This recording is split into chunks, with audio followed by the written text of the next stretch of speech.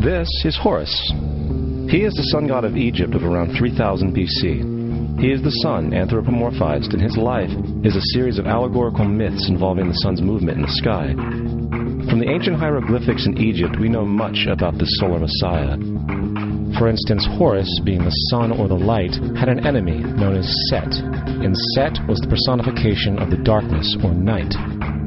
And, metaphorically speaking, every morning Horus would win the battle against Set, while in the evening Set would conquer Horus and send him into the underworld.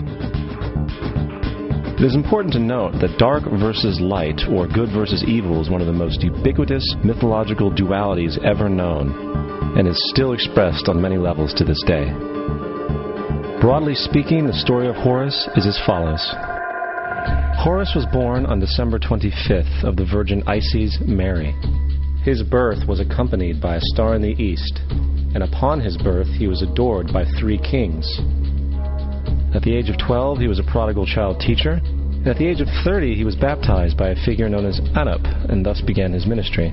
Horus had 12 disciples he traveled about with, performing miracles such as healing the sick and walking on water.